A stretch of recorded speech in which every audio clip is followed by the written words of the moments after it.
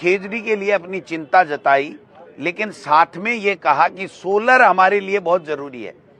अडानी भाई साहब नाराज हो जाएंगे अगर सोलर बंद हो गया तो सोलर जरूरी है तो आप खेजड़ी को कैसे बचा सकते हो।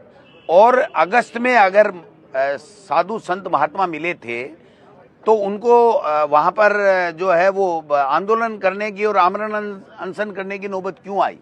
मतलब इतना मुख्यमंत्री और इतनी बड़ी बात और अब तक कोई संज्ञान नहीं, और आज की तारीख में भी उन्होंने साफ कहा है कि सोलर हमारे लिए जरूरी है। जब सोलर आपके लिए जरूरी है तो खेजड़ी को आप बचा ही नहीं सकते, और कानून के लिए भी कोई मियाद इन्होंने नहीं बताई है। मेरा ऐसा मानना है कि शेर और बकरी को एक घाट के ऊपर आप रख नहीं सकते।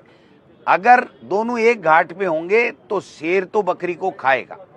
अगर आपको सोलर आपके लिए जरूरी है, आपकी प्राथमिकता में है, तो खेजड़ी को तो आप काटोगे ही।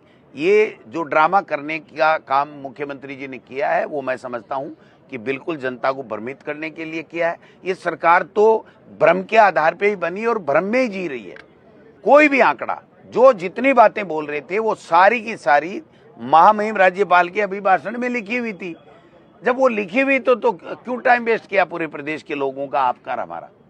कह रहे थे परिसीमन ये हो गया, परिसीमन करने वाले दोनों मूर्तियां तो बैठी थी राज्यपाल दीर्घा में। इनके खुद के सांगानेर का परिसीमन भी उन्होंने किया, इनको खुद को ही पता नहीं कहां हो गया।